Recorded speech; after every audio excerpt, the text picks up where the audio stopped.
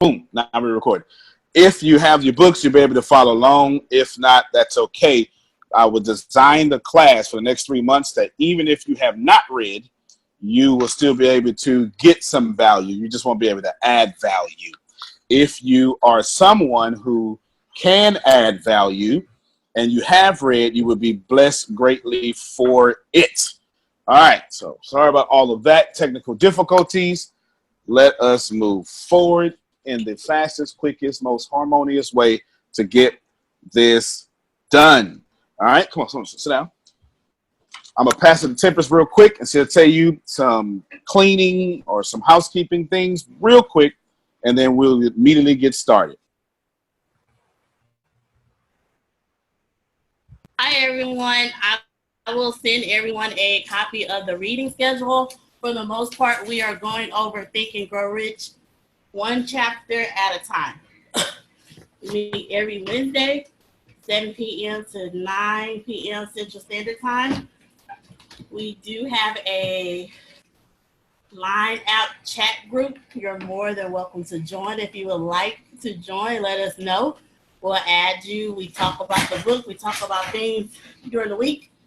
Let one of us know. We'll be happy to send you instructions on how to download the app and how to join us. But for the most part, we are here to help you one chapter at a time. I will post a link, a Dropbox link, so everyone can download the reading schedule, so everyone will know what's going on. And if you have any issues, let us know. Thanks for being here. Great. Now, let's get started. This is going to be an open Q&A forum, so to speak. You're going to be able to ask questions and go. So at this point, speak all at once or don't speak all at once. What do you know about Think and Grow Rich thus far? Anybody. Doesn't matter.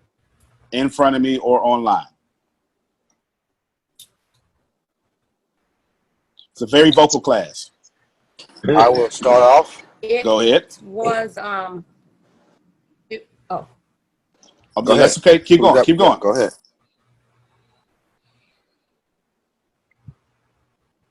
It was written by Napoleon Hill, and I think that he either shadowed Andrew Carnegie, and Carnegie was he was mentored by, he built the oil industry.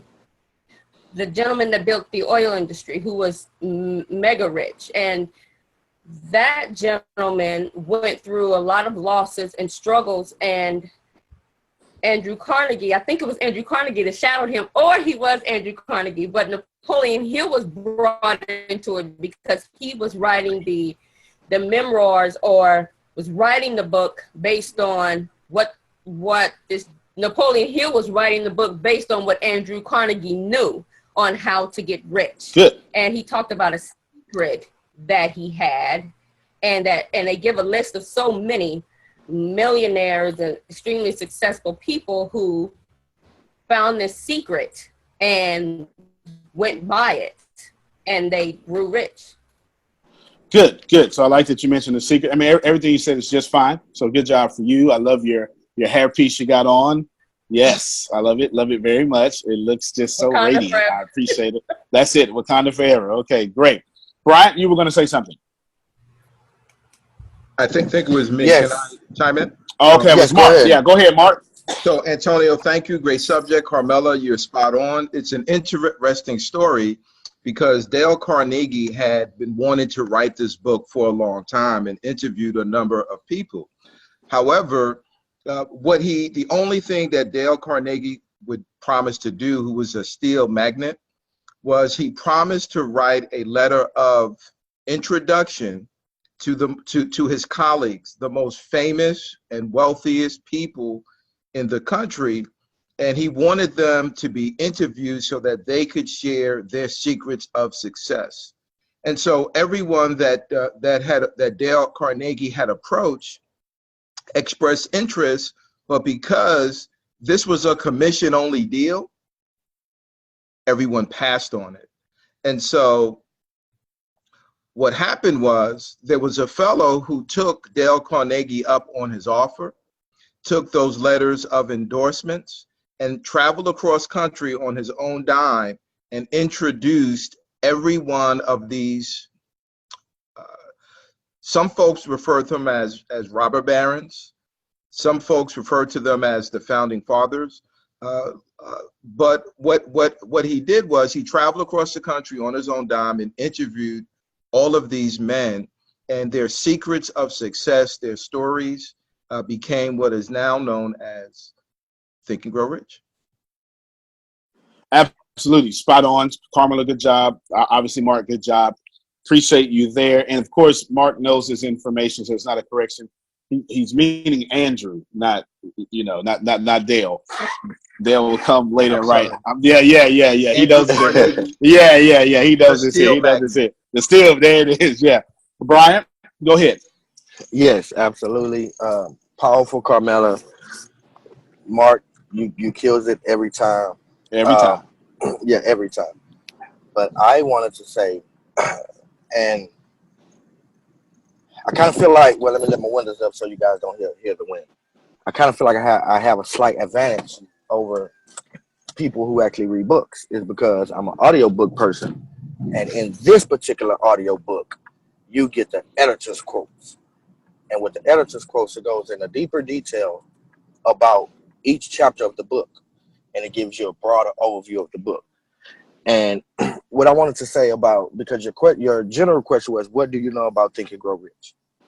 And just in listening to the editor's notes this time, not the previous times I listened to it, because I kind of ignored them, but this time I actually paid attention and I was present and I actively listened to it.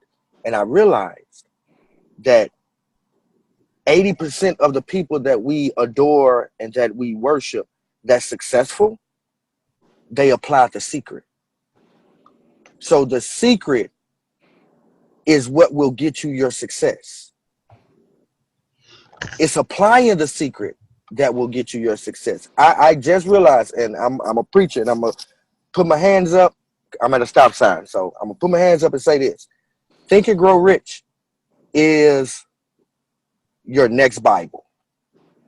And in order to obtain anything that you want in life, of any level of success, no matter what your level of success is, that's your level.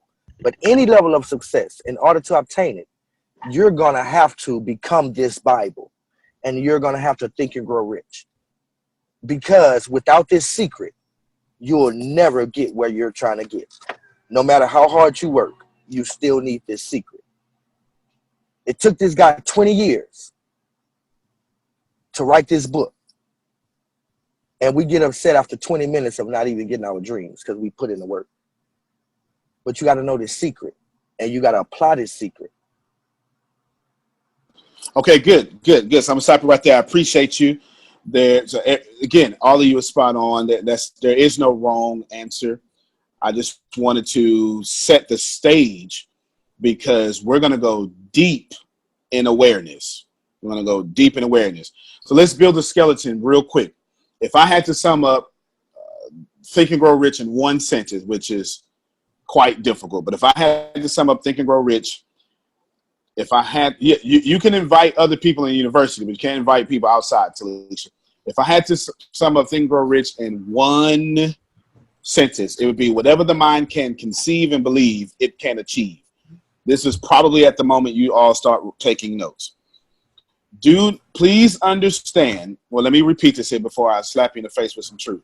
Whatever the mind can conceive and believe, it can achieve. If I had to sum it up in one sentence, I could probably do better, but I am a very practical person. Without poetry, whatever the mind can conceive and believe, it can achieve. Whatever the mind can conceive and believe, it can achieve. Am I being heard? Mm-hmm. I need you all to sit that into your subconscious, because while you're hearing me, you're not hearing me. Okay? The difference between knowing what to do and doing what to do, two different things. Two different things. The difference between knowing what to do and doing what to do are two different things. Had you actually believed, and some of you may not apply here, but most of you will. If you actually believe in what I just said, whatever the mind can conceive, believe, it can achieve, Had you believed that, you'd have every last one of your dreams. You'd have every last one of them. Your harvest proves your belief. This is where you start writing down. Okay? Your harvest shows me your belief system. Your harvest is simply what your mind has thought. That's it. And in order for you to get something in the physical world, you had to think it first. But you didn't just have to think it, you had to think it with belief. We're gonna define what belief is and emotions and all that stuff later, but I just want to get you this thing. There are 13 principles in Think and Grow Rich. Napoleon Hill says that there's a secret there, and if you're ready for the secret, it will meet you. And I want to tell you the same thing. If you're ready for the secret, it will meet you. Let's go to the 13 principles real quick. I'm just going to give you the structure. Right now, I'm speaking to all personality types. Principle number 1, a burning desire. Principle number 1, a burning desire. Now we're going to go to principle number 2, and we're going to go we're already past the first chapter right now, but we're going to go back to the first chapter. But take this. Principle number 2, faith. He's going to define what faith is, and we're going to define it. Principle number 3, kills everyone. Auto-suggestion. Kills everyone. It just absolutely slaughters everyone. Principle number 4, specialized knowledge. You do not get rich off general knowledge. You get rich off specialized knowledge. Principle number 5, imagination. Principle number 6, organized planning. Principle number 7, decision. If you are a procrastinator, you automatically don't do principle number 7. You automatically don't do principle number 1. You automatically don't do principle number 2. You automatically fail at principle number 3, and you automatically suck at 4 and 5. If you are a procrastinator, you fail at these first 7. Now let's pause for a moment. I want all of you to do introspection and admit to yourself if you are a procrastinator. If you are a procrastinator, 1, 2, 3, 4, 5, 6, and 7, you are sub-average at it. Don't do me like that. I understand. I'm coming for the throat already. Okay, you're sub-average. My job, my goal here, I should say, is to go deeper in your awareness. I say it again. The part of the brain that knows what to do and does what to do are 2 different parts of the brain. Let's pause real quick on 1 through 7, and I'm not going to talk that much during this class. This class, you're going to talk a lot. I just have to talk a lot right now. Let's imagine this, if we will. You can be high in intellect and low in awareness. As a matter of fact, with the capitalistic system we have, those who are high in awareness and low in intellect make the most money.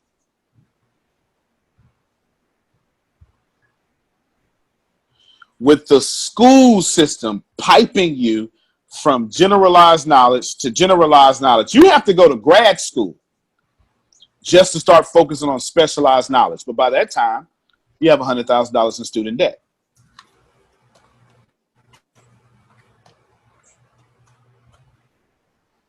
The pipeline that we're in promotes general knowledge and then pays people like me, Mark, Phil, and Sue lots of money, Tempest, for specialized knowledge. I happen to be someone that's high in intellect and awareness, but you don't need to be high in intellect. Let me give you an example. My man, Floyd Mayweather. None of you are waiting for the next out loud reading of a book from Floyd Mayweather. None of you are waiting for his masterpiece book or movie. What is it? What is it? Is it the great? I always mess up his name. Scorsese. How you knew I was going to do that? Martin Scorsese. She did. Okay, good. He is clearly gifted, isn't he? He's clear. He makes the greatest movies. He really does. You're not expecting that from Floyd Mayweather. But he has more money than all of us combined. Combined. Mark Davenport is on the call. At least I think he's on the call. I can't see my screen. I'm on the phone. Mark Davenport has raised over $500 million in startup capital. Mark Davenport is a genius. Floyd Mayweather has done more than $500 million in startup capital for himself. LeBron James is the first NBA player ever to reach $1 billion in salary.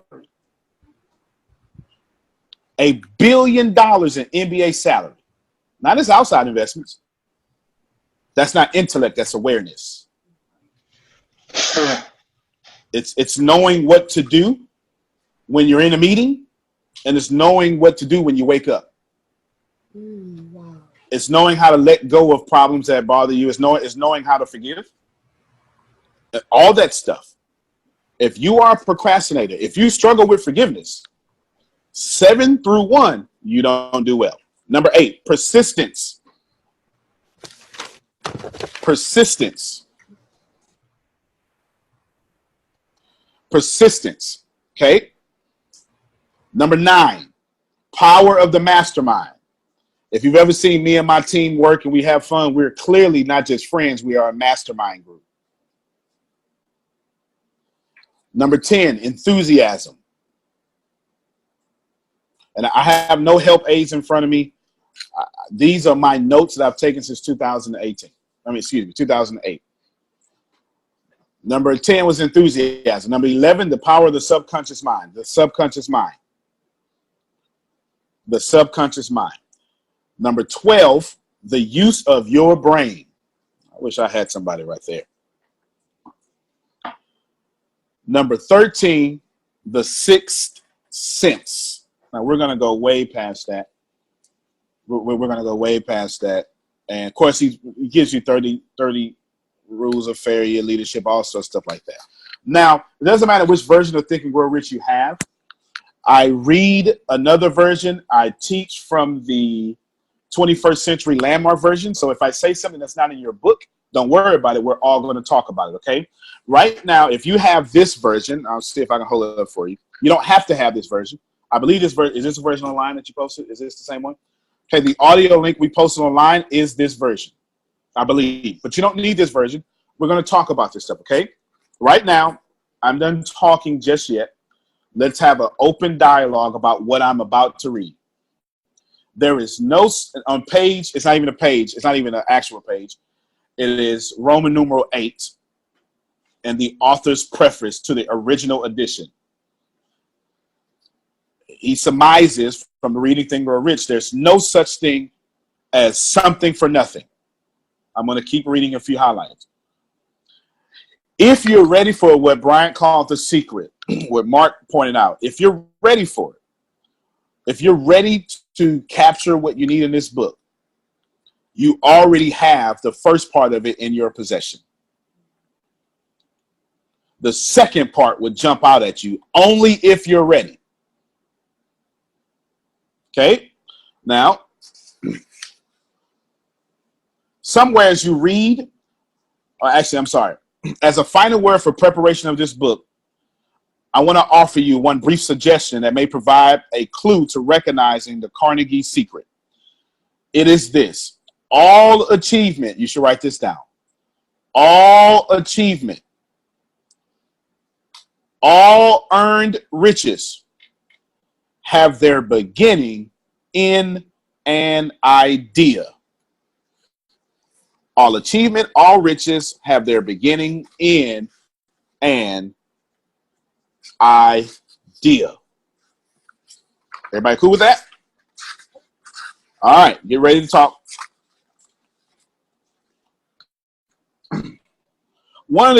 There was truly thoughts are things, and powerful things at that. When mixed with purpose, persistent, and a burning desire for their translation into riches and material objects. Thoughts are things. Let's open it up for discussion. Who among you believes that thoughts are things, or believes that thoughts are not things? Go. Can you hear me? Yep. I believe that thoughts are things because where you are, whether you believe it or not, where you are, you thought it. I thought about retiring for years. And when I finally put some emotion behind it, I created it. Antonio teaches us all the time that thoughts plus emotion equal creation. So whatever you think and you have an emotion behind that thought, it will be created. Whether good, whether you think it's good or whether you think it's bad. Thoughts plus emotion, to me, equal creation. So I think thoughts are things. Okay. Give me someone else. Thoughts are things. Do you agree or disagree? Doesn't matter. There's no right or wrong answer. Thoughts Okay, are things. Okay, go ahead, John, and then whoever was after that person. Go ahead, John. I agree. I believe thoughts are things. I mean, how else would you create anything if you didn't have some thoughts and put them into things? That's fair. That's fair, practical. John is a computer programmer. That was straight line thinking, wasn't it? That was absolutely fair. Appreciate you, John. Was that Grace Holden? That was Grace Holden, superstar, wealth creator. No, champion builder. I'm just Wait a thinking minute. about my I man was Mark. gonna say, you the Yeah. I'm thinking about my man Mark. Yeah, you wealth strategist. Hey, okay, Yes. so yeah, thoughts are things. As a matter of fact, sorry I had to move around, but as a matter of No. fact, your thought is connected to your heart, which is what Grace was referring to that you talk about. Your heart is your emotion. So thoughts are things. So I'm doing an experiment right now in a class that I'm in called Intuitive Intelligence, and we've spoken about this already. And the way it works is one of the experiments is to live as if. So if you know you want to be a billionaire, because that's where Antonio's heading, we're heading in that direction. You know you want to be a billionaire. The way you manifest that outside of just doing the work of it, of course, is you think it. And so the live as if experiment is, if that's what you're going to do, dress like it, act like it, be like it, talk like it, do like it. And so someone had threw a party and said, live as if you were 5 years later. Every single person that came to that party, whether they wanted to be married, they wanted to be a millionaire, they wanted to be whatever, they were that within that 5 year period. Because they came and they lived as if. So that proves that when you think it and you're using your whole emotion, which is your heart brain, then it is a reality. So absolutely, yes, thoughts are things. Yeah, I completely agree with that. I shall not disagree with that at all. Here's what's going to be fun about this, and you're going to see. I have a strategic way of thinking. I guide people to a place that I want them to be at, and then I take the rug from underneath them. I'm getting ready to take the rug from underneath you in a little bit. Okay. Once you think you got your feet safe, I'm going to snatch the rug and make you fall a little bit. Go ahead. Let me hear it. Thoughts create things. So you have to have the thought and you have to have the emotion to go with that thought. And it has to connect to that which is the ether, the source. So it's almost like your thought and the emotion you put to it go and throw out a transmitter that says, this is what I want. And then you have your visualization. So in your mind, because your mind doesn't know what's real or not real, sees it as being real and creates the reality of it. So thoughts create reality. Absolutely correct. Not going to disagree with that. Renee is already quoting pages, quoting things from the page. We're going to definitely do that as well. Does anybody disagree with anything that's been said thus far? This is a safe place. You're more than welcome to disagree. Anybody? Nobody. All right. This is Wait. Go ahead. I do. So although you guys heard me talk about thoughts are things, I have a whole nother caveat to that. And when I was speaking, I was talking about what we manifest.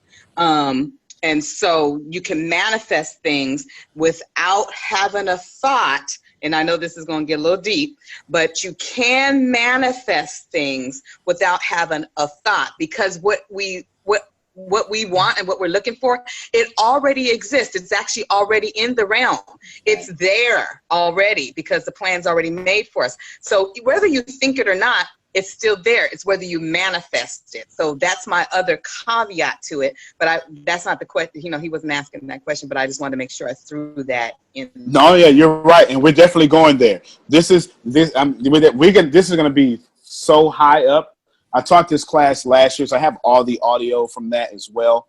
But I have people like Mark, Grace, Phil, Sue, Tempest, high level. Everyone's high level awareness. Right now, we're in low level of awareness stuff. This is low level of awareness.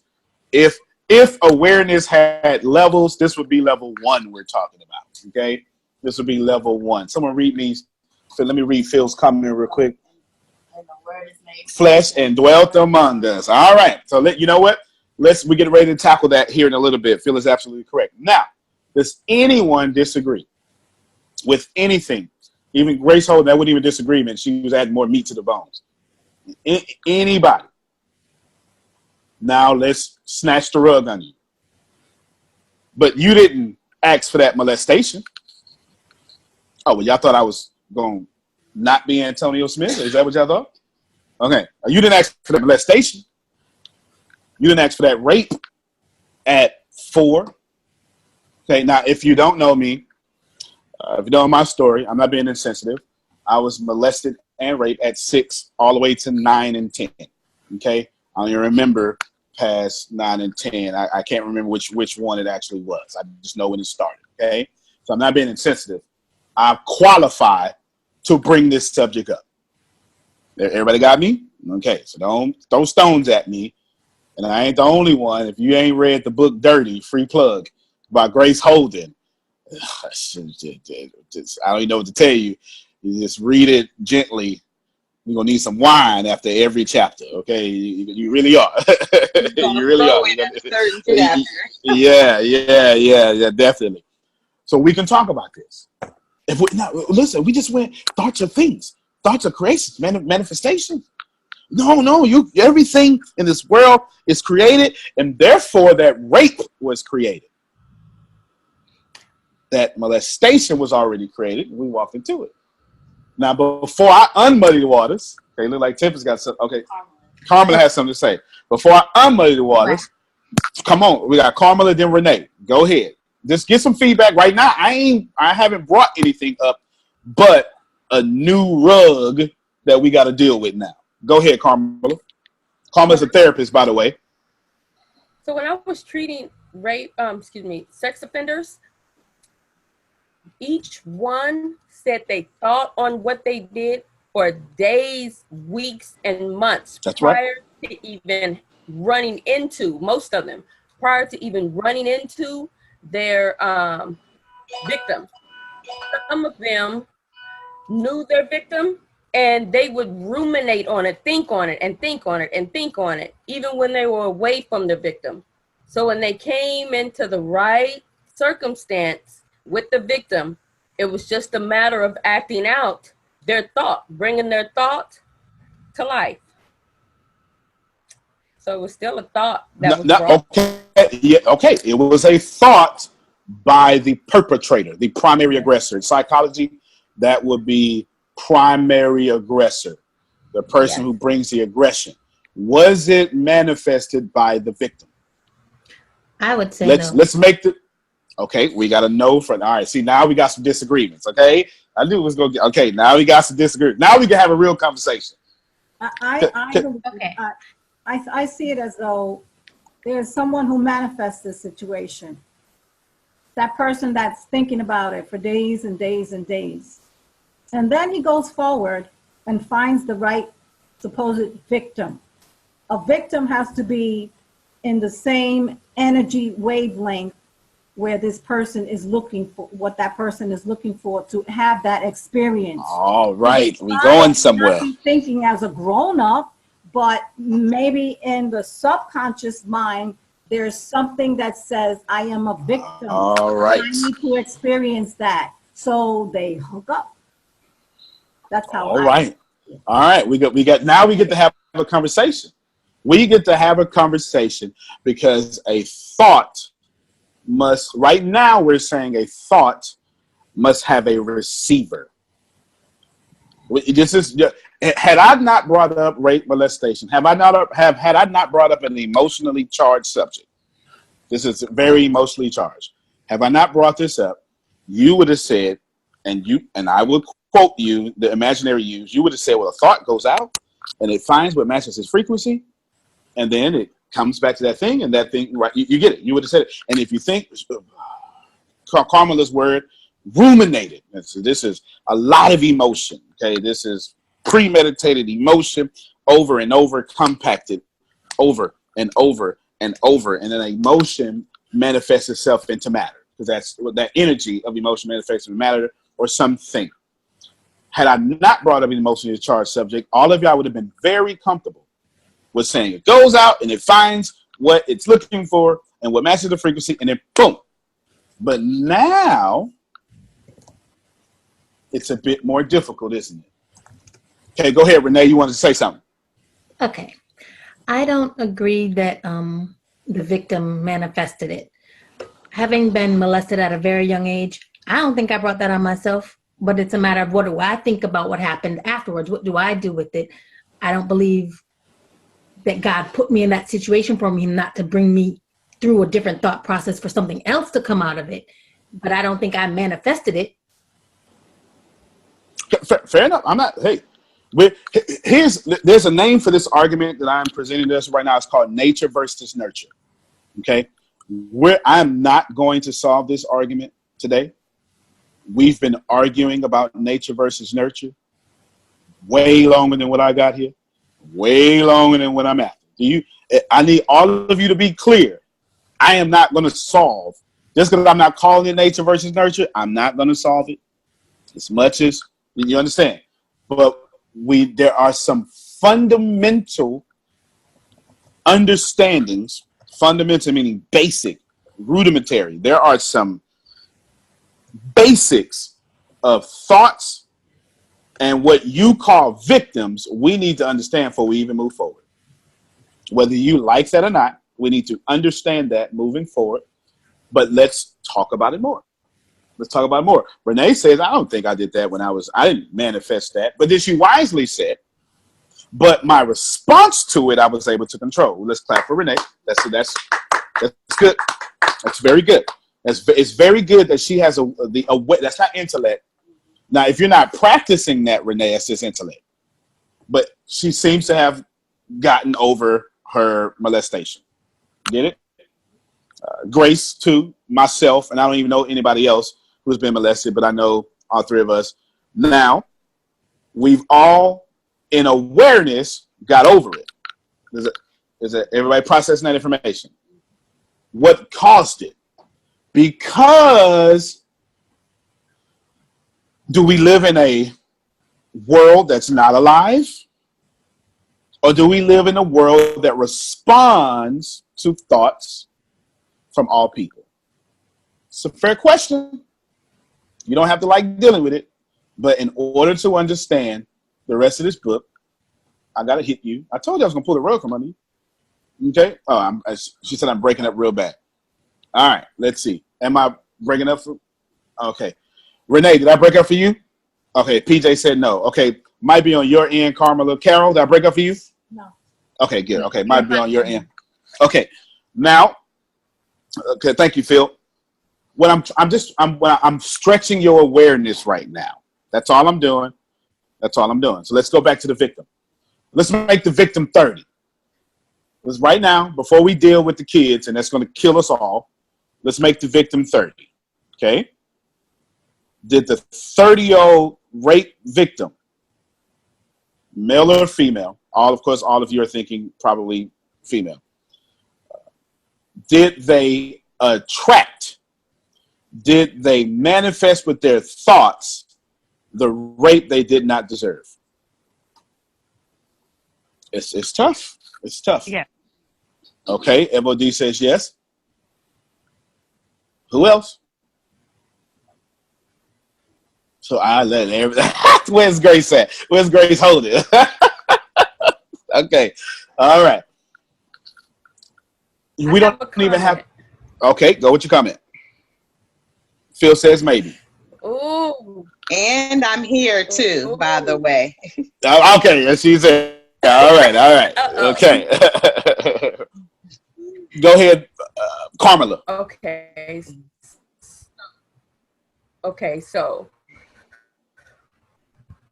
a study I did in grad school, and then it was proven more as I dog. People who were molested and raped as children tend to have had it happen to them later in life as well, or throughout life.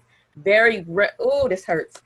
Very rarely did someone have it happen once, only one isolated incidents as a child. It did occur, but we found that it was rare.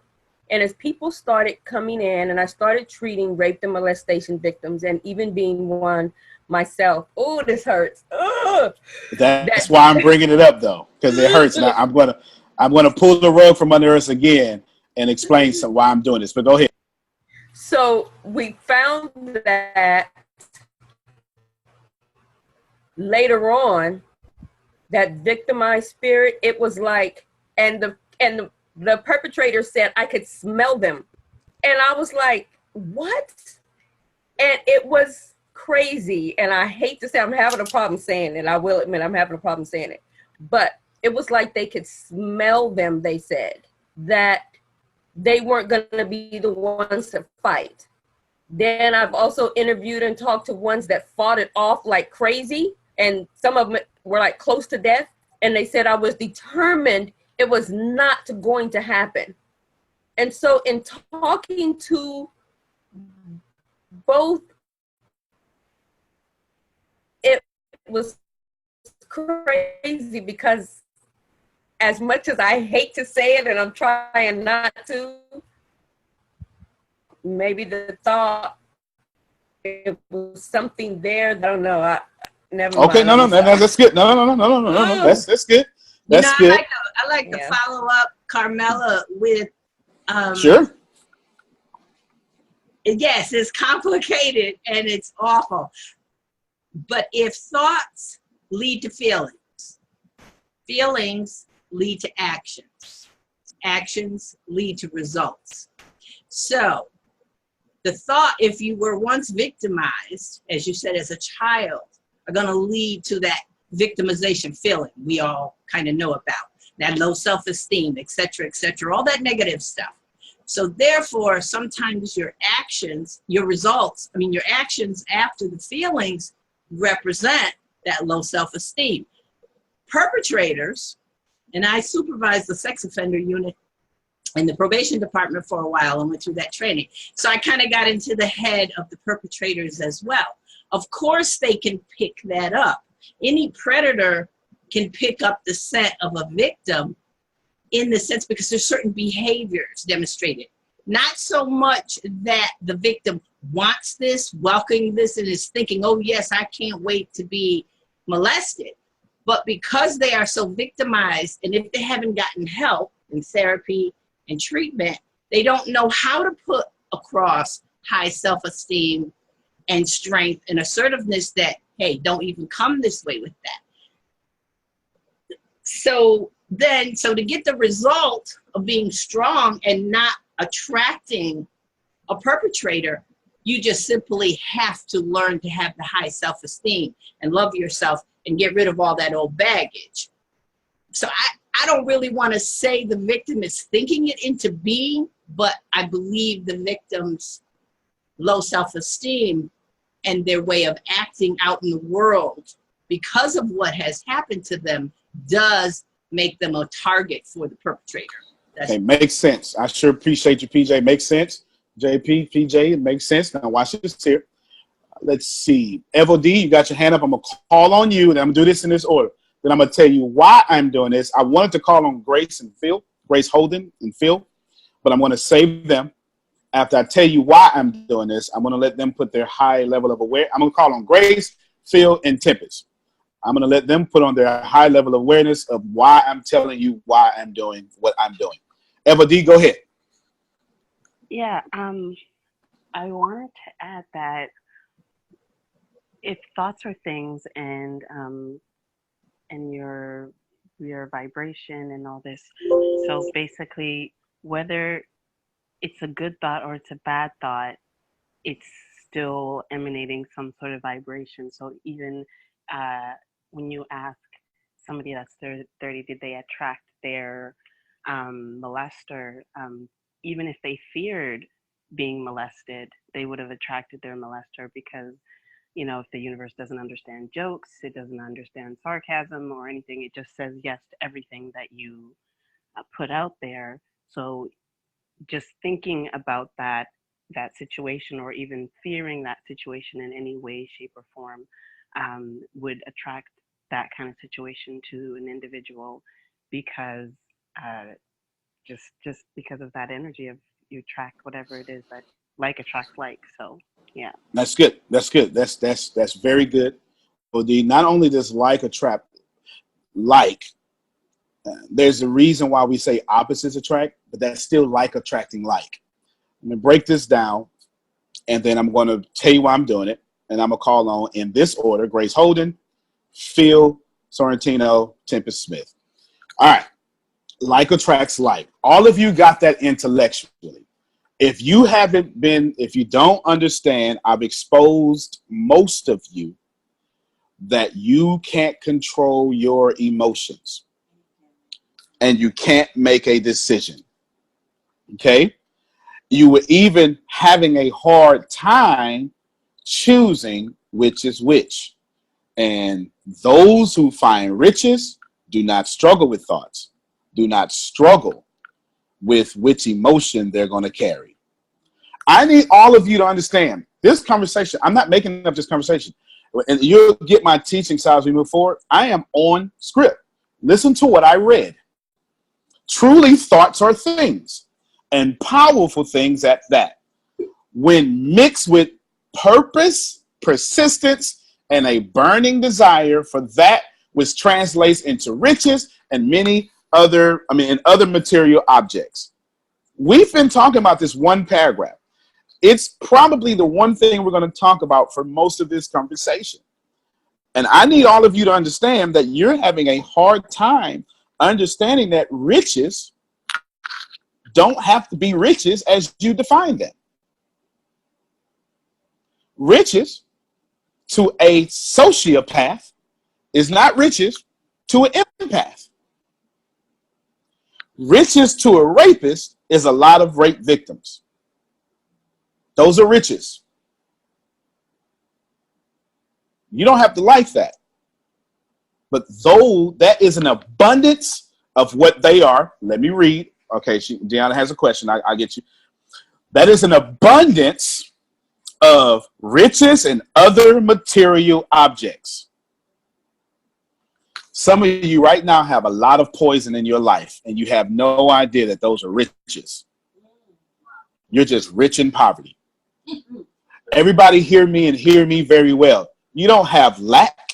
You have an abundance of poverty. There is no such thing as lack. There is no such thing as lack. You've never not, double negative, you've never not received what you wanted. If you're not writing down, you should be. You've never not received what you wanted. The things that you're calling lack in your life, no, it is an abundance of what you truly feel. It is an abundance of fear. It is an abundance of nothing. It is an abundance of hurt. It's not that you lack love. You have an abundance of abuse. Somebody not hear me. All right, I'm going to read this again. Surely, y'all, by now, y'all don't follow me long enough to know that I wouldn't just get up here and just read a little bit. Okay? Truly, thoughts are things. My thesis that I did not expose to you, I'm now exposing to you, was to prove to you that thoughts are things. They only become things when you mix them with purpose, persistence, and a burning desire. All of you should be writing that down. Every bit of material thing that you have in your life, whether it be non-material or physical material. Same thing. It came from a thought that you mixed with purpose, persistence, and a burning desire. If you have a marital problem, it's not your husband or wife's fault. It is you, ladies and gentlemen. There's no such thing as marital problems. There are only character issues that bubble up in a relationship. If you have marital problems, you have a you problem. You have a awareness and a comfortable mindset that says, I expect my marriage to be this way, and you mixed it with purpose, persistence, and a burning desire. Well, I would never hurt me. No, you wouldn't hurt you on purpose. You wouldn't hurt you on purpose. But what you did is, since you said you right about him, your subconscious won't let you be wrong. I'm over here jumping. Right? Yes, that's exactly the case. That's exactly the case. Go ahead, Grace. You can say something, because I was going to let you say something. I was going to let you, Phil, and Tippin say something. That's why I'm doing that. Yeah, go ahead. Well, let me just say this. When I wrote the book Dirty, and I have so much molestation, rape, bullying, sex trafficking, abuse, stabbed in 4 places. I have so many things that happened to me. But with purpose, persistence, all of those things is why I came out. People say, why don't you talk about it as if it's a problem? Because I had to speak. I didn't say I didn't go through some stuff. I didn't say I didn't go through, crazy things, suicidal things and all that. But I had to purpose and persistently make sure that I have my sanity and come out on the other side. So my heart had to get bigger than my problem. What? Wait a minute now. And that's why forgiveness became so critical for me, where I was going to die with the corpse of the junk on me and go to my grave with it. My heart had to get bigger than my problem. Way bigger. Okay. So Okay. all I'm saying is, I'm not giving it an easy credence. I'm telling you, it is exactly those 3 things that, and probably mixed with a bunch of everything else that goes with that had to pull me out on the other side. Okay. Thank you very much, Grace. Thank you very much. I'm not even going to follow that. Phil, jump on in there. Make sure he's okay. Good. I'm on. There you go, Phil. Go ahead. Give us some of that genius you got. Evil is lived spelled backwards. The devil is lived spelled backwards. Race car is race car spelled backwards. Fair enough. Fair enough. So for everything, there's a yin and a yang, and you get to choose what you want to focus on. Yep. That was the thing about The Secret. They didn't talk about the yang of the yin. They talked about, just think about it, it'll come. But when you put it out in the universe, you naturally set up an opposite that you better recognize and break through to get to where you're going. That's right. Phil just brought up the most important thing thus far. Keep going, Phil. You see, I believe when your soul manifests itself at this particular time in the time continuum, it knows pretty much what kind of a life it's choosing. So some souls chose to be a starving kid in Ethiopia because they knew that they would learn what a starving kid in Ethiopia learned, so they put themselves in that position to learn those lessons. And then you have to go live the life to learn the lessons that you chose to live.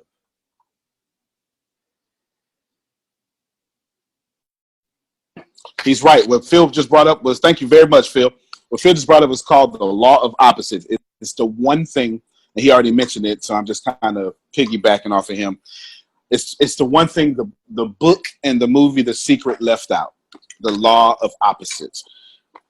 You cannot experience, give me something, it doesn't matter. Give me any experience one of you want to have. Okay, many of you want to be a millionaire, okay? Until you experience poverty, you cannot experience a millionaire. You don't have to like that. It is the yin and yang that Phil pointed out. There is no such thing as bad, ladies and gentlemen. Bad does not exist. It's just energy.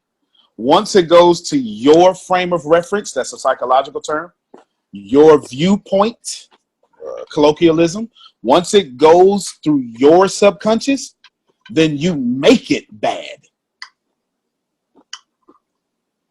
It's just energy. That's it. It is just information coming at your direction. But then once it gets to your low self-esteem, you make it match your awareness. None of you have ever had a bad day in your life. None of you have ever had a bad day into your life until you said, this information, I deem it bad. I will now match what I deem. Okay, get ready, Tempest. Coming your way. This is hard for you to accept. If you've never, okay, let me, I really set you up. But in fairness, I told all of you I was setting you up. I told you I have a style of teaching, and I made all of you agree. I did. I led. If I was in court, the other lawyer would say, objection, he's leading the witness. I led you all. I did. I led you all. You all agreed. Then I snatched the rug, brought up an emotionally charged subject that none of you can possibly agree with, only for me to show you that your thoughts don't run this world. Your thoughts backed by emotion create your world. See, once I brought up an emotionally charged subject, your emotions overrode your thoughts. There's a game I love to play. If you follow me long enough, you will see me do this. I'm going to do it again, and you're still going to fail. I say it every time, right? I say it every time. I'm going to do this, and you're going to fail. All of you will be a millionaire. It's like, I didn't fail. I'm good. In the next 3 minutes. See what happened? You see it? You see what happened? See, two thoughts popped up at the same time. Ladies and gentlemen, you have this big thought that you call your conscious thought, but then there's your auto-suggestion. We're going to talk about that as we dive deeper into this. When I put a time limit on you, your real thought about being a millionaire popped up. Antonio. Yes, sir. Go ahead, Pam. Sorry to interrupt you. No, you good. But in the continuum of thoughts equal feelings, which you're calling emotions, which take over.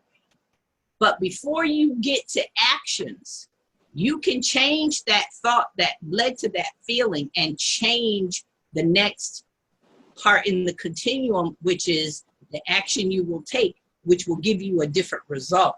So you're absolutely correct. You can stop that continuum from going negative, or however you want to say, and right, turn it around and make it be what you want it to be by changing your thought. So it's not put in stone that once you have a thought, you get a certain thing, because like you said, with all that persistence and passion and whatever, and passion has to be added to it. But if you stop it in that continuum, you can change it. That's right. And how do you stop it? That's how we renew our mind. That's what being transformed and renewing our mind is all about. It's stopping a particular thought that's not getting us the result we want and turning it around and to get the result we want. And it's a process. Absolutely correct. A complicated absolutely correct. Process. And that's as far as well, yeah, I'm gonna simplify the process by telling you she's right. JP is completely right. But it's the emotion that leads to the action. How many of you wanted to kill your boss at work? Come on, don't lie. It's something you felt for a little bit, maybe 5 seconds. And then guess what you did? You put no more emotion behind it. Therefore, you didn't kill your boss.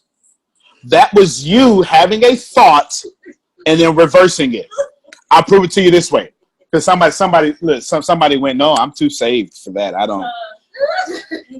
And it's always the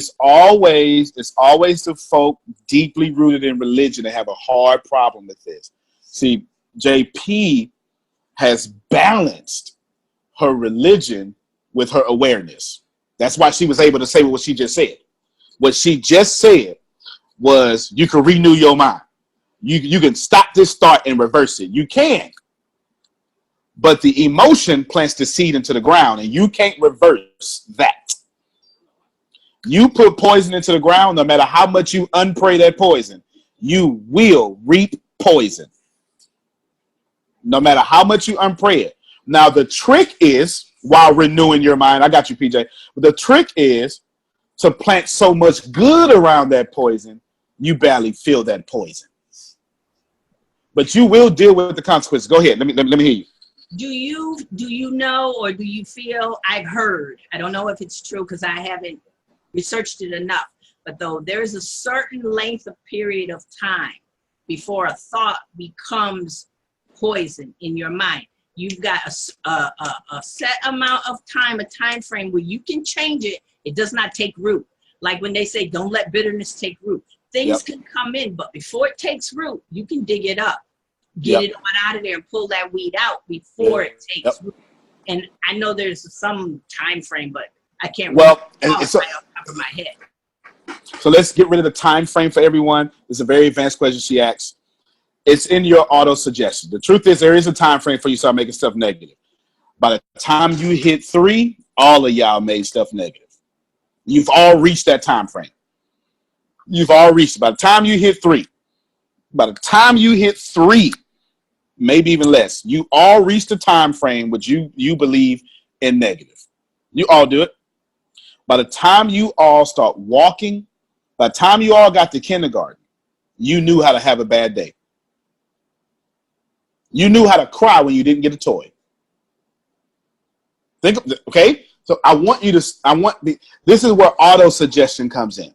So JP's right. This is a very advanced question. You can reverse what you thought if it does not enter into your auto suggestion. Your auto suggestion or your subconscious is powering every action that you have.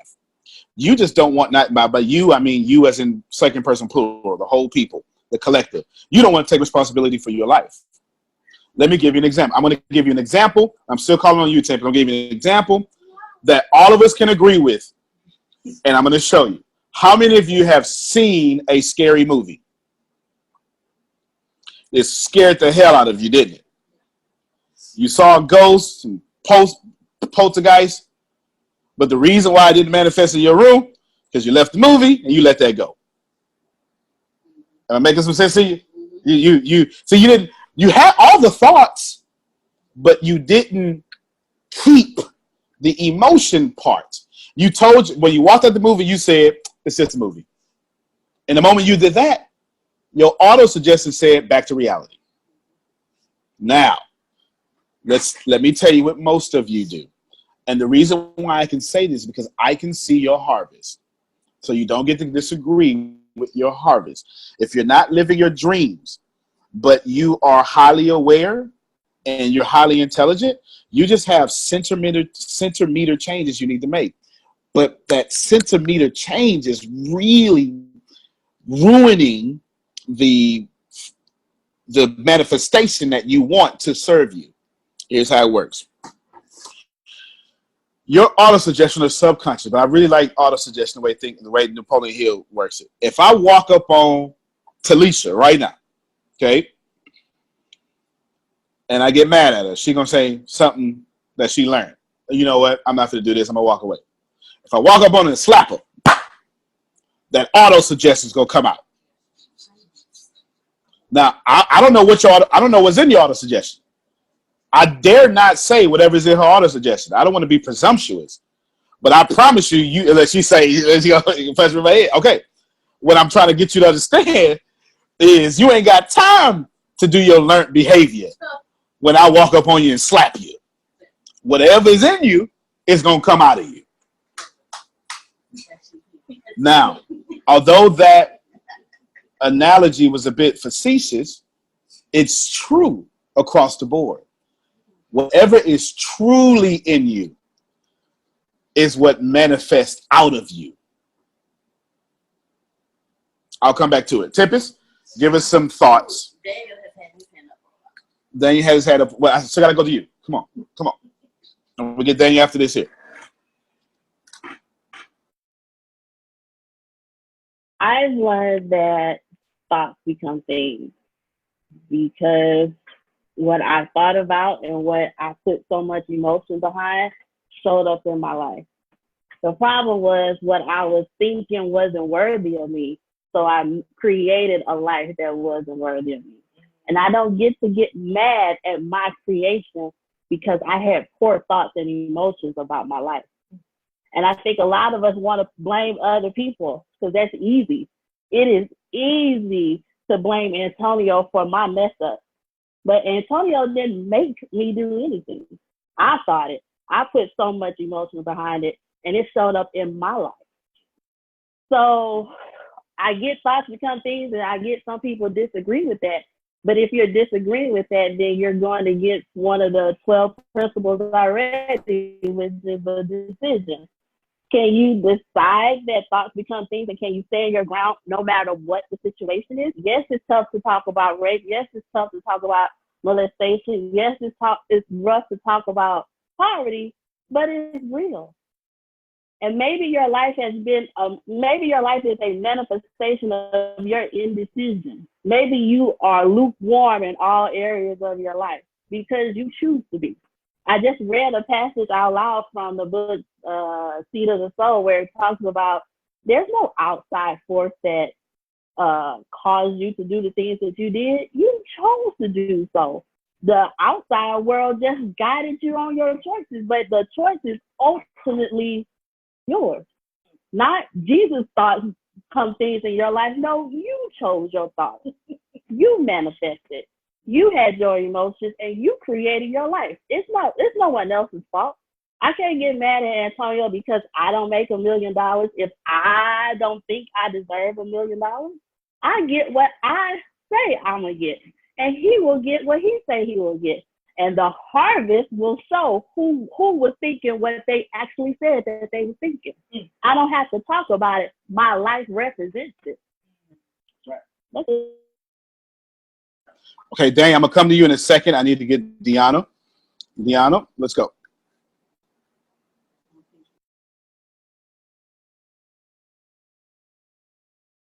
Can't hear you. All right. Way better. Yeah. With everything that we've been talking about, I had a question. You've always told us that everything in our life is our fault, and I received some new information this evening, so I just wanted to confirm whether we think about it or not. Even when we vibrate at that frequency, we still create it. That's right. Okay. I'm gonna do this from. Take it. There you go. I'm gonna do this from. I'm gonna do this from science, a geological science. So no one disagrees. Because you're gonna put emotion on what I'm about to say, and if your emotion doesn't match prosperity, you're gonna disagree. Because you have to disagree. Because the story you tell yourself and others must be upheld. The way that PJ asked a brilliant question. Is there a time limit? Yes. But all y'all passed it. Now, being grown is not necessarily a time limit. It is a retraining your subconscious. And you can retrain it. But what all of you need to understand is if you put emotion behind a thought, you automatically plant a seed. And if you automatically plant a seed, you automatically schedule a harvest. I'm going to say that again. If you put emotion behind a thought, and you put enough emotion behind that thought, you automatically plant a seed. And if you plant a seed, you automatically schedule a harvest. Some of you right now, the reason why you have some good days, some bad days, because you're lukewarm, like Tempest said. Therefore, you live in a constant state of, I planted some good seeds, but I got to deal with all these bad seeds I planted. and you never get ahead? How many of you right now constantly feel like I can never get ahead? It is because you never constantly plant the seeds only that get you ahead. Now, yes, emotion, thought plus emotion equals creation, not emotion plus thought. Thought plus, why not emotion plus thought? That was Brian's question. Because you can't have the thoughts come, you're right? You can't have emotion without a thought. If you have the emotion, you're going to think about something. You get it? But when you think about something, if you put enough, emotion is a made up word. Here's how when you know something is an objective fact. When you can't change a single, when you can't change a single detail about it, that's when it becomes objective, a universal law. The mere fact that emotion isn't the same word in Spanish automatically tells you that emotion is a word we made up. Emotions, the way you're understanding them, are subjective. Vibration is objective.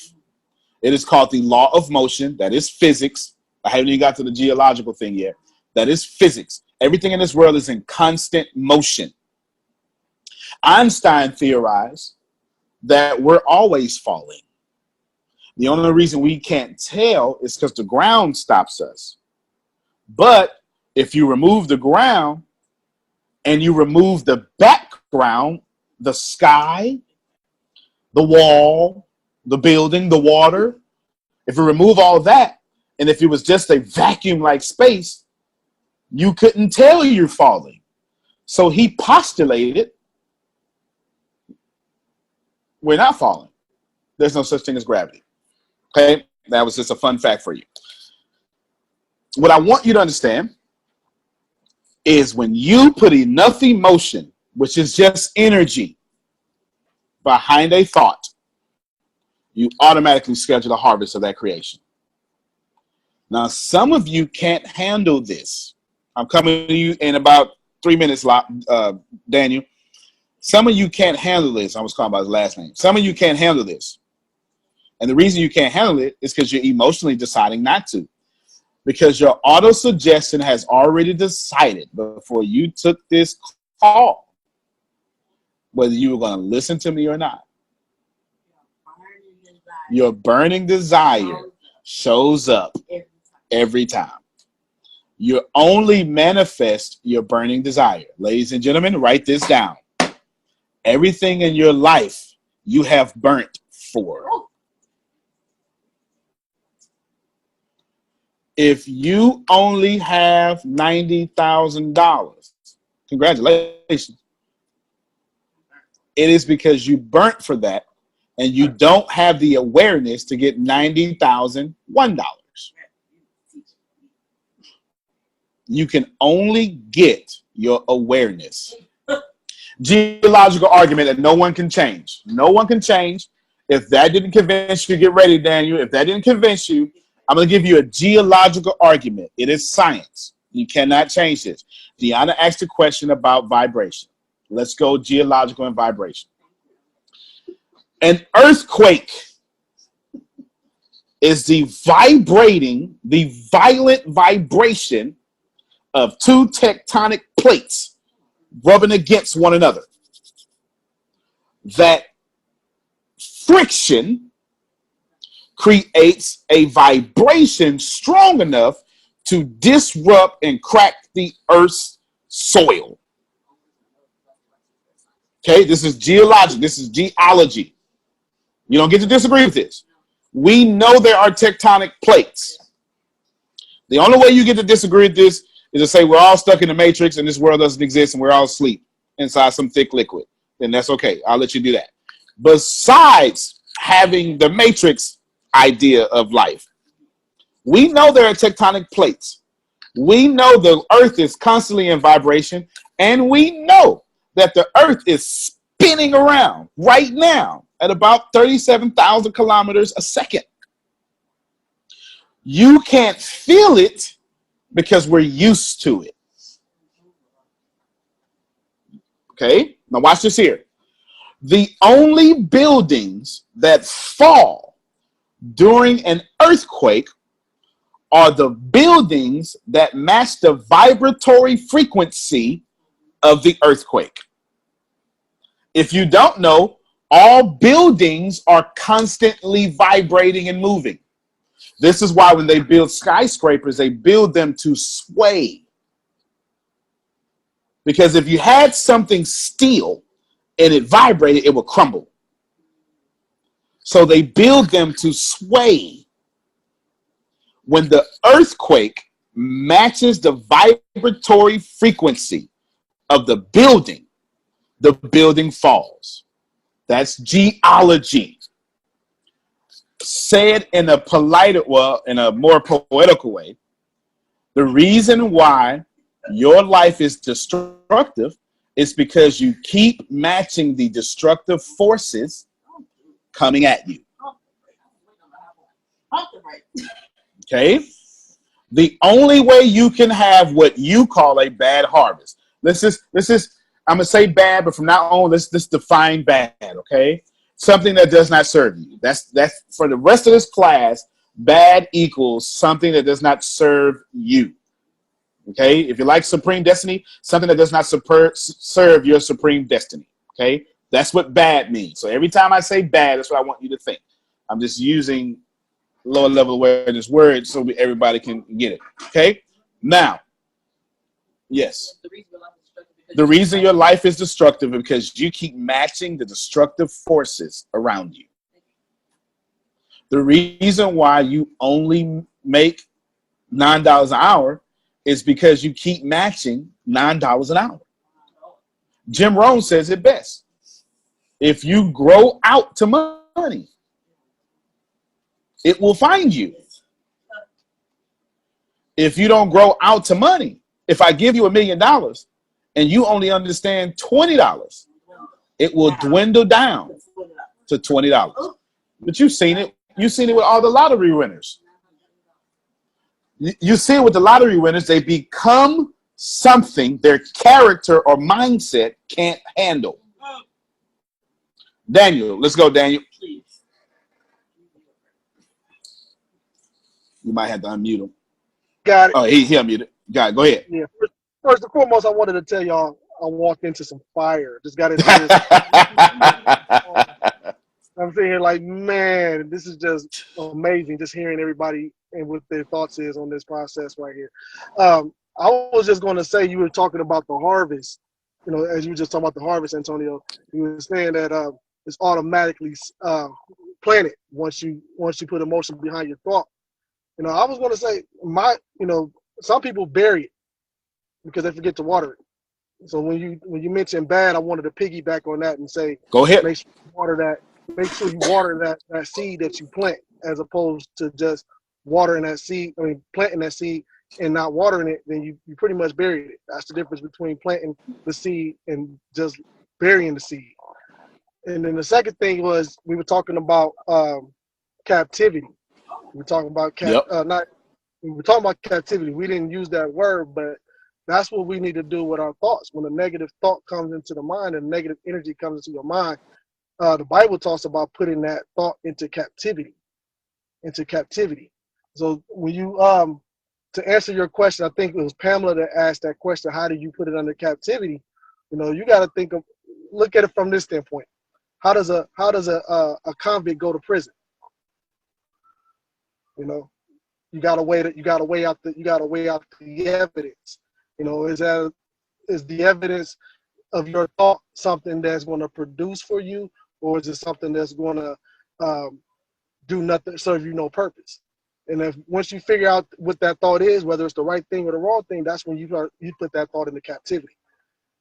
That's all I got. I just wanted to put that in there, put that out there. No, that was beautiful, man. All negative activity. Yeah, that was beautiful. That's beautiful. This is one of those at the last 10 to 15 minutes of class, I always shut it down. I give you my closing thoughts, so all of you can. I challenge you. I give you something. Until then, this is an open discussion. You will learn faster and better by me facilitating the conversation and forcing you to teach yourself. I'm talking about. Go ahead, whoever that is. Sorry about that, Antonio. No, you're fine. Daniel, I want to say too, there's another level above captivity as well, and that is since you're speaking Bible, and you know that's putting guard at your mind in the first place. You don't even let it get in there where you want to make it captive. When it comes to you, you can say thank you for that information when your subconscious gives you There that you go. thought. Thank you very much for sharing. I'm not interested.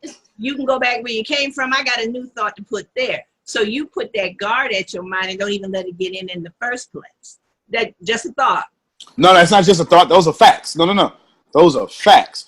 That's when you have trained your auto suggestion to do that. Those are facts. Those are all facts. Was that Brian get ready to talk? Okay, go ahead, Brian.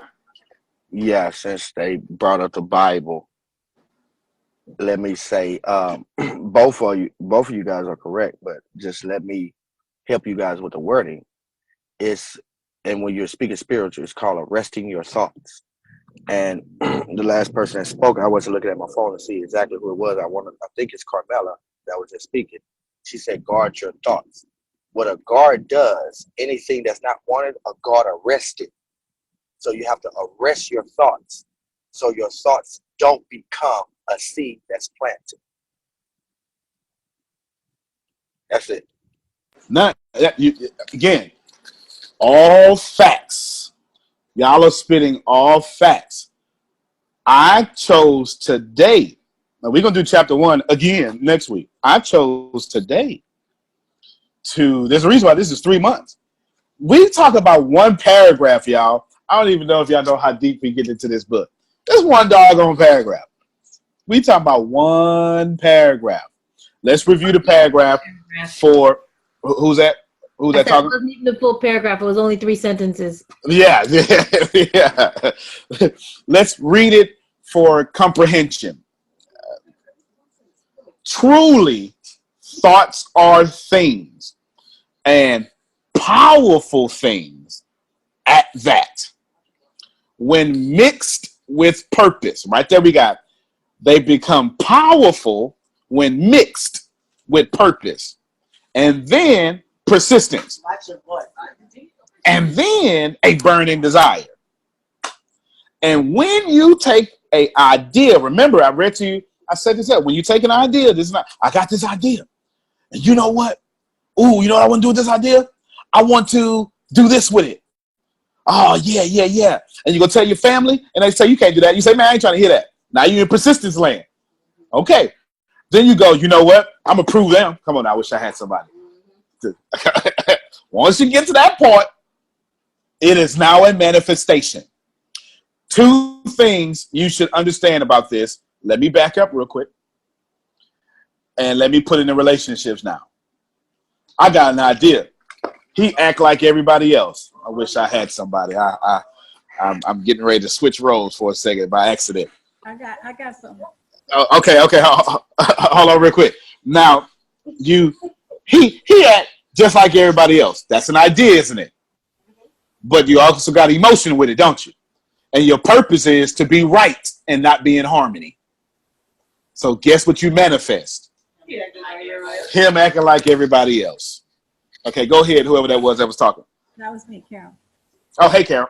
Hi. I had a conversation with my uncle, who has been into all of this for years. He got me thinking about things when I was like 16, 17, and reading Carlos Castaneda's and all that. So I brought up the subject about what I'm doing and how excited I was about it, and the creations that came to mind when I heard some stuff on your video the other time about, what I want to do. Mm-hmm. And right away, his protective guard came up. Even though Look at that whole spiritual stuff going on, his protective guard came up and said, but honey, yep, you gotta really think about this, because that takes a lot of time to do, and that takes a lot of. I said, no, wait a minute. I said, don't be giving me none of your negative stuff. I said, you put that into the ether. I said, I know that's right. So I had to tell him, don't create that for me, and please don't worry about me. If you want, support me through this. Mm-hmm. Change your mindset and think about positive things for me. That's why I brought it up to, talk to you about it to begin with. So sometimes when you do have this creative stuff going on, you got to be careful of what you listen to, because it can change your mindset as Yes, well, it can. and bring fear in and cause change. Yes, it can. Yes, it can. And it all, you know, it would have happened to me years ago, but at this point, I'm going for it. I'm There it going is. for it. That's it. Now watch this here. So right now, I've already shifted your thinking about Think and Grow Rich. When I ask everybody what you think, what you know, now you understand it's deeper than whatever you've ever read. This is why people like me and Phil read this book every chance we get. I was on the phone with Susan earlier, and she was saying she read it every day.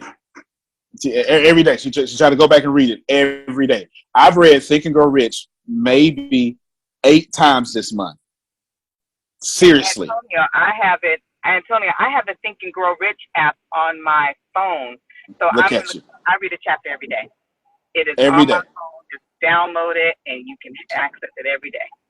And when you meet people that read Think and Grow Rich every day, they act like it. Oh, y'all missed it. Oh man, y'all missed it. Okay. When you meet people that are actually trained themselves to be positive, it's real hard for them to think negative. It's hard. You say something like, "Oh my God, I didn't mean to offend you." You'd be like, "Oh baby, I don't even think like that." Some of y'all don't even get it. Some of y'all don't even understand that arguments are not normal.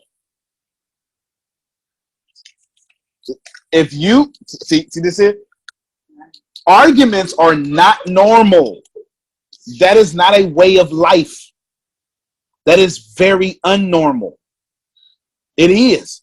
But if you think in order to be together, you have to argue, you are now shown your level of prosperity. Let me tell you why, ladies and gentlemen. Because everything's energy, right? Follow my logic. Follow this objective logic. Everything is energy. In your relationships, you believe arguing is normal. Relationship is energy. Arguing is energy. In your relationships, you believe argument is normal. You're in relationship with everything of energy in this world. And the reason you're broke is because your money argues with you like you argue in your relationship.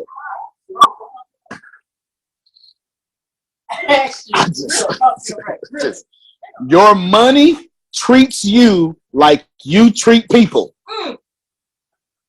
I wish I had somebody. I wish your money quit making sense. Your money treats you like you treat people. It's because everything's energy. How you're in relationship with your kids is how you're in relationship with your dreams. How you do anything is how you do everything. Sir. You're gonna hear me say that often. Sir. Well, Sir. I'm just saying. There's Sir. some Sir. I'm just saying. I'm just saying. I don't know what Right, y'all what thought. you not gonna do? I don't know what y'all thought What you y'all was not gonna gonna do get today? into. Y'all know who Antonio T. Smith Jr. is. There is no way you came to this class and thought that I was gonna go, okay, chapter 1, ladies and gentlemen, let's go. No. You are I in think we want the Visine, relationship. man. We want No, the sir. Visine, man. We want the Visine. You're in relationship with money, like you're in relationship with people. Like you have to be in relationship with prosperity.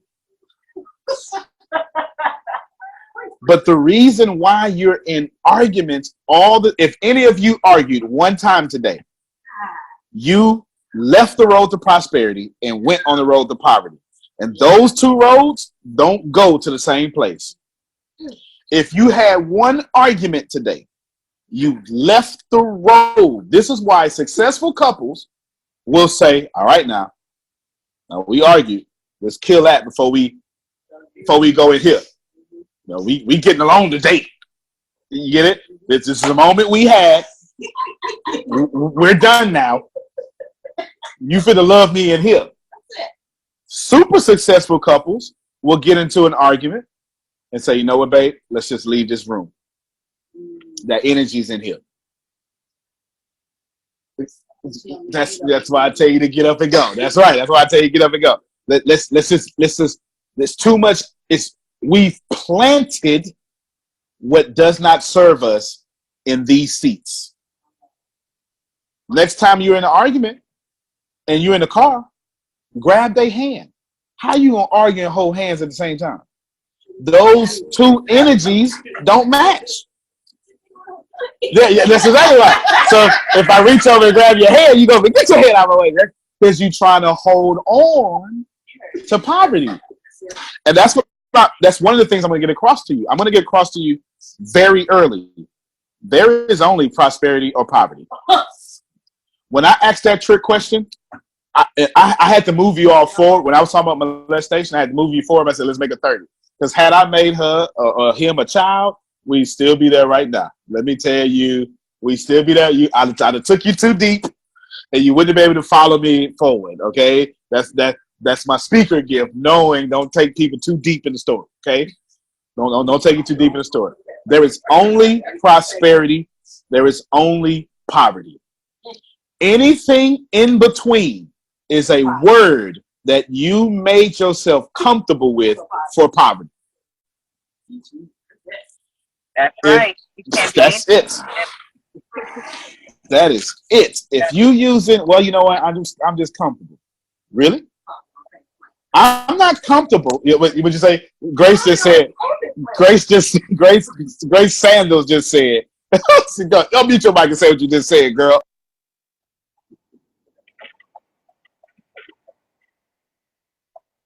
If you are comfortable, you can hear me? If you say you are comfortable, that is poverty on a payment plan. Well, I feel like throwing this whole book at you. She done crushed. For real.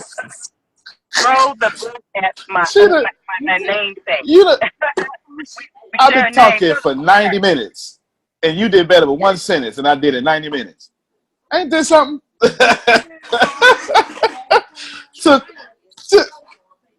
Jesus, I don't even know how to deal with that. Okay, I can't follow that, so let's move on. I don't even know how to deal with that one. Woo, comfortable is poverty on a payment plan. Boy, I tell you. All right. What you should all be receiving now is you weren't as clear on prosperity as you thought you was. I knew that. Anybody that's clear on prosperity has two things in common. Are you ready? They live all their dreams. Yeah, you're going to take that. They live all their dreams. A wholeness. Successful doesn't mean you live your dreams. Come on, y'all. Success is not self-actualization. Success is not the highest expression of yourself. If you don't even know what success is for you, just because you're successful at a job doesn't mean you're happy. People who are all prosperity, they have two things in common. They are successful in every area of their life. Okay? Wholeness. The word integrity takes its root from whole. Wholeness. You don't get to be a poor righteous teacher. And I'm going to challenge all of you. Stop letting your religious establishments tell you poverty is holy. It is not. It is not holy. Whatever religion you in, talk about that for a minute, Reverend. Whatever religion you in, may your deity bless you real well, but poverty is not holy. You do not have to be sad to be humble. You can have all the confidence in the world and still be humble. These confidence and humility are not mutually exclusive. They're not. You've been taught that, but they're not. They have prosperity on all sides. You know what the second one is? Peace. Peace. Ladies and gentlemen, when you are living a truly prosperous life, you do not have to protect it. You should write that down. When you are living a truly prosperous life, you do not have to protect it. If you and your mate was actually prosperous, you wouldn't be so jealous. Oh, you're going to take this truth today. I got the floor. If you and your bank account was actually in harmony, you wouldn't be scared to check your online balance.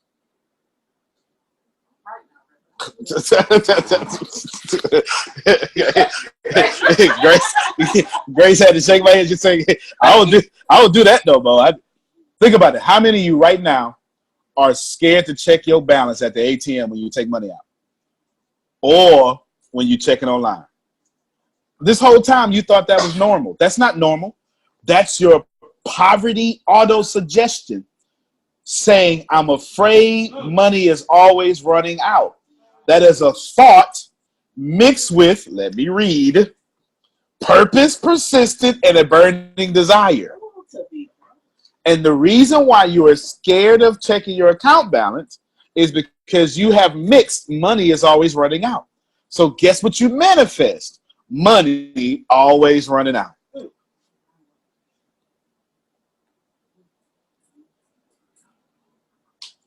This is how this works. Okay? This is how this works. This is how this works. Let me call on someone. Let me roll with the energy. Oh, let me see. Let me roll with the energy. Who is this 910 number? That's Curtis? Is that Curtis? Is that really Curtis? I think so. Can you talk? Is he in the background, loud background? If you can talk, unmute your phone. You might be cooking some beans on the stove. Okay, we'll wait for him to unmute his phone. Okay, let's see. So I'll come back. Let's see. Who? Andrew. There you go. There you go. Unmute. Tell us, Andrew, what you have learned so far. Now watch it. I'm going to preface it though. Low level of awareness people won't answer the question. Low level of awareness people would take the moment to show how smart they are. All right. I mean, I've learned a lot, man. I actually love the book Think and Grow Rich, and you just took me into a whole nother dynamic of it. Yes, sir. I can tell you that I'm aware of, I was aware that our thoughts manifest, but I didn't realize of how deep our thoughts manifested. Yeah. And how quickly and how precise that they can manifest. That's good. So that's something that I just picked up, and it's just like hit me in my head like a ton of bricks. Ooh, come on, let's clap for it. Come on. You just saved yourself a lot of money, man. I'm telling you right now, a lot of money. Later on, you all going to hear me tell you, I don't do anything I'm not willing to die for. But that's later. It's coming. It is totally coming. But I want you all to just grasp in your awareness. One of the first things, I really set y'all up. I really did. One of the first things I told y'all on this phone call was intellect is not awareness. In this life, you will not get your intelligence. You will get your awareness. You should write that down. In this life, you will not get your intelligence. You will get your awareness. In this life, you will not get your intelligence. You will get your awareness. All of you know $1 million exists, but your awareness can't find it. Talisa asked a question about 30 minutes ago. How do you grow out to money? Okay. How do you grow out to money? There's a lot of answers here. I will simplify it to keep it very simple. The first thing you need to do to grow out to money is forget what you know about money. The mere fact that I am convinced, I am convinced that I would be a billionaire by 2020. I got the stage set, the stage set and everything. I am messing myself up, and I realized this today because 2019 is in my head because I got all these big deals working out. I just left another deal I can't even talk about because I'm on the NDA. I just left one that is insanely lucrative. But guess what I just did, Andrew? I told my subconscious, I don't know which one to manifest. 2020, 2019.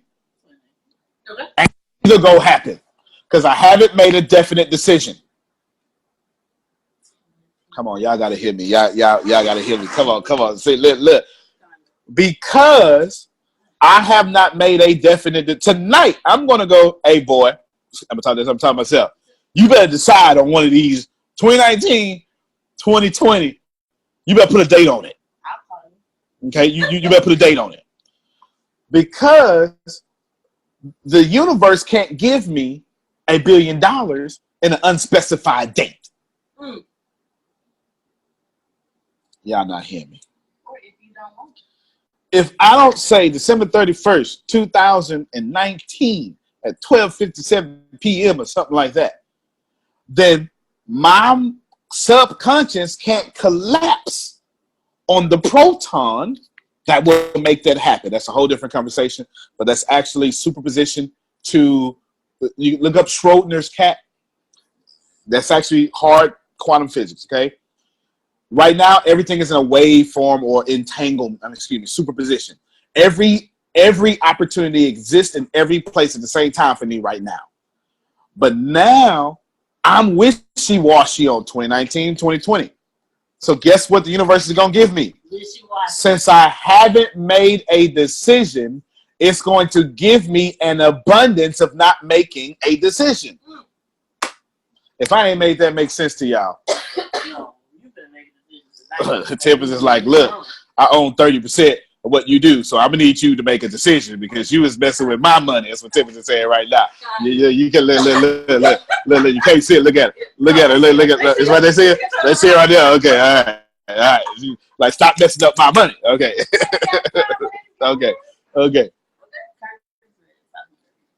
Come on, Curtis. Okay. Hello. Can y'all hear me? Yes, sir. Okay, good. Listen, I first want to say this kind of conversation I really don't get in a year's time at sometimes because of the people that sometimes I'm around.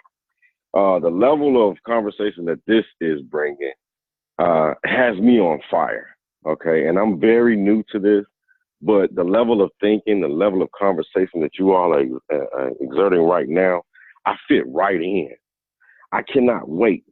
So I was wanting to make comments a long time ago when you did kind of pull the rug from under us because I have a perspective on both sides of the fence with that, but I won't go into that right now. I'll stay with where we are. I really want to continue to listen. I speak very fluently and on things that I know about, but right now, again, I'm listening and for real, this is something that is so needed for me because the thing that you just said was being stuck in no decision making. The level of business that I'm attempting to do is so abound past anyone that I'm around that I can't even speak about it. It does me no good. So it continually fuels my fire to continue to meet people like you all, to find the conversation, to find the thing that's going to lead me to getting that date the harvest date that you so eloquently talked about. I am totally excited about being a millionaire, but I'm not chasing the money. The opportunity for me to do the things that I love to do and the things that I do every day already is what I'm chasing. And I'll give it back to you, brother. Well, no, that's good. That's good. Do me a favor. Jump back to the thought that you had when you wanted to jump in earlier. You got the floor. Wow. Okay. So I'll go ahead and tell you a little bit about me. I was molested as a young man, as a young man, around, I'll say about 6 or 7. The thing about that, I was molested by a guy, and then I was molested by a female babysitter. So I was really confused. I didn't understand that I was even molested. I just thought that's what you do when you go over somebody's house, or if you get left with somebody that's like that.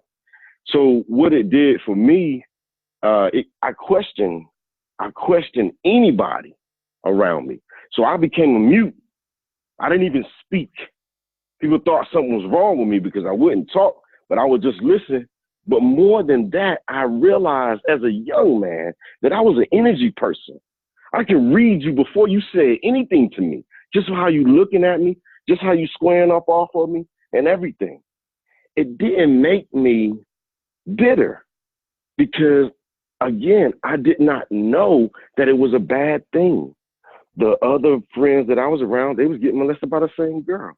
She would call her boyfriend while she was letting us do what we do. We thought we was doing something, not knowing that we're really getting molested because I'm too small.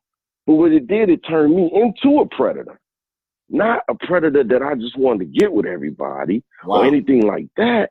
But it turned me into, I could read that energy. If it was somebody that was inquisitive about it and I knew about it because I had it done to me, oh, I could fit that bill for you. And it was easy for me. It scared me because any female that I came up to and had that type of, I don't know, sensation about her, it seemed like she could possibly get with me. So I had to consciously decide that I was going to use my powers for good. And even still, when I meet a female, a lot of times I could be very genuine in how I approach. I'll say something very nice. Hello, sister, how you doing? Or anything that I might say. But because it's the level of respect for that sister, because of what my mother told me, to treat all women just like you would me until they show themselves not like me. Then you still respectfully get away from them. But you leave them with the thought that, dang, it is still some good men out here. So I grew up with the thought that I'm not supposed to be with all women. I'm actually supposed to allow them to come and gravitate to my energy. So it scared me. It scared me because I'm not a looker. I don't think that I'm all that great. I describe myself to women that don't know me as, if you can think about Shrek's cousin, what he might look like. I say that jokingly because I do think I'm a little more dashing than that. But it's what's in me that I want you to see. Because, again, I try to use my powers for good. So to speak to what you were saying, I see things from both sides. I've even been a victim of being too nice to a sister, and she think I'm trying to hit on her, but I'm not. So I'm being victimized because she may be coming at me like I'm trying to hit on her, but I'm not. I'm just being nice. Hey, how you doing, sister? I don't mean no harm, but I'm being nice. But she hadn't had somebody be nice to her all week. I actually write a blog about that, what I'm talking about, and I call it armor.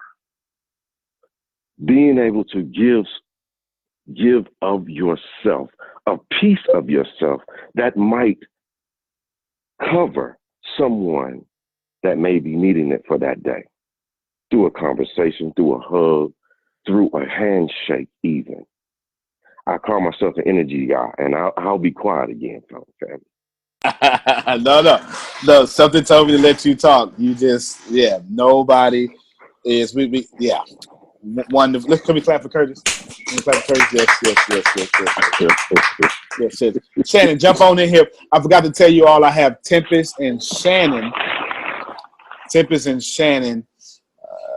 Their awareness is so high, and they've been with me for a long time.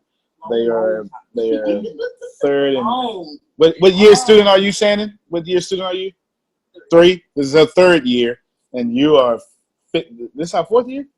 This is 4th year, but Tiffany's been with me for 7 years, so that there you go. She's been getting beat up with me for 7 years, or beat up by me for 7 years. 15 days. 7 years, 15 days. There we go. I'm going to call on Shannon, but I shall let you all know that I did decide on my date for Billionaire, July 20th, 2020. That's it. That's my date. I made my decision. July 20th. Tim was just writing it down to help me call it into action. July 20th, 2020. The date is significant because it's also my birthday. Okay, Shannon, let's go. You can say whatever the energy. Everyone. Yeah, say whatever the Of energy got course. for you.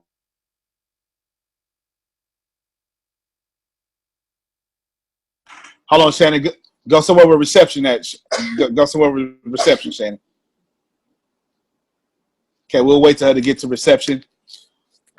Everyone that gave input has been brilliant, and really what stuck with me and the way that I approached even this time is not that I'm an expert, but that I'm a new novice. And I have always said that I will be open.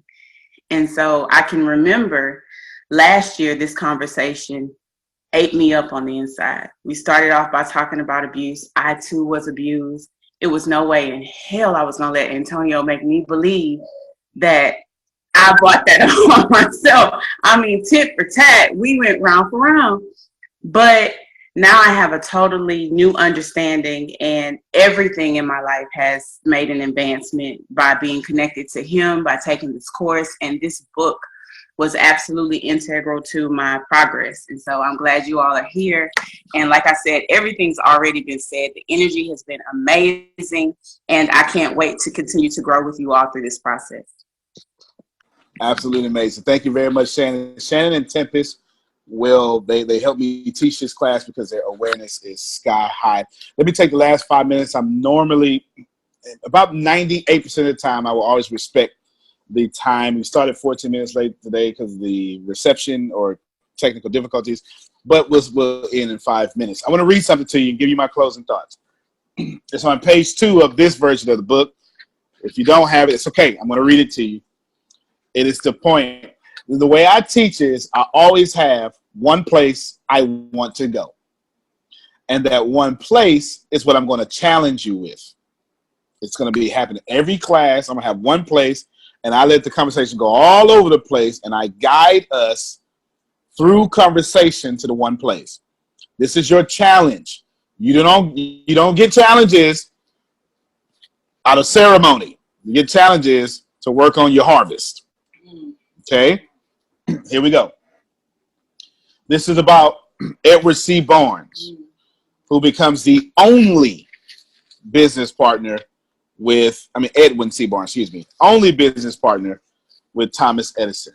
He presented himself at Mr. Edison's laboratory and announced he had come to go into business with the inventor. And speaking of the first meeting between them years later, Mr. Edison said he stood there before me looking like an ordinary tramp. But there was something in his expression of his face which conveyed the impression that he was determined to get what he had come after. I had learned from years of experience with men that when a man really desires a thing so deeply that he is willing to stake his entire future on a single turn of the wheel in order to get it, he is sure to win. I gave him the opportunity he asked for because I saw he made up his mind to stand by until he succeeded. Subsequent events proved that no mistake was made. I get chills reading that because I have become that person. Let me challenge you. You're listening, but you haven't made a decision. You haven't made a decision to burn all your bridges, to be willing to die for it. You're scared to even approach Thomas Edison. You've rationalized. You know how many voicemails I get that people say, I know you don't have time, But you killed yourself by declaring how I don't have time for you. How many of you right now are treating your dream? I know I want it, but you don't really have to give it to me because I'm not worthy of it. Edwin C. Barnes looked at a man that the world says is greater than him, and he said, I'm your equal. He also said this. He said, I don't care where you start me. I just don't care. I don't care where you start me. I don't care how long it takes. I will be your business partner. Now, ladies and gentlemen, pay attention.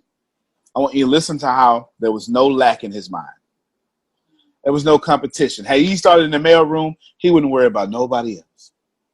He wouldn't have, wherever he started, he knew that's exactly where he was going to be at the end, a business partner. He didn't care where he started. Right now, most of you, in fact, I would say all of you, you care where you start because you got some ideal in your mind and you don't have the end in mind. So I challenge you. Be more like Edwin C. Barnes. Please know you're going to get whatever the hell you want. And I don't mean whatever as in some ambiguous thing. I mean whatever you've decided, it is yours. And nobody, and I mean nobody, is going to stand in the way. Not your pastor preaching for or against you, not your belief, not your disbelief. Nothing can stop a man or woman that has decided this is what I'm going to get. And I'm not going to do anything else until that thing comes into my reality. That's your challenge. You walk away from this phone call knowing one thing and one thing only. Whatever it is that you're trying to go for. That's it. No backup plans. Backup plans say, subconscious, let me try and let me fall. No, not or I could fail. Let me fall on what I prepared myself to fall on. I challenge you. Look at it, declare you will be what you desire. Let me pray for you. We thank you right now that we come and we just honor you. We everybody listening right now, regardless of faith, and there's many faiths on this phone right now, but not much belief. Let their faith match their belief. Let their faith power them to their dreams. You have never put a dream in us that we cannot get,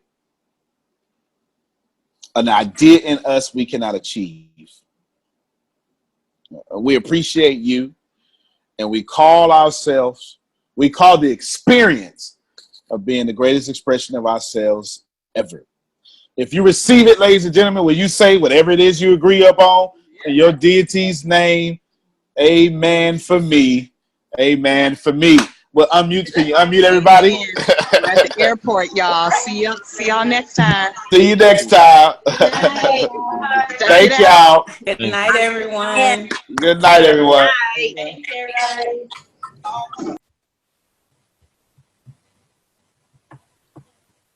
Tempest,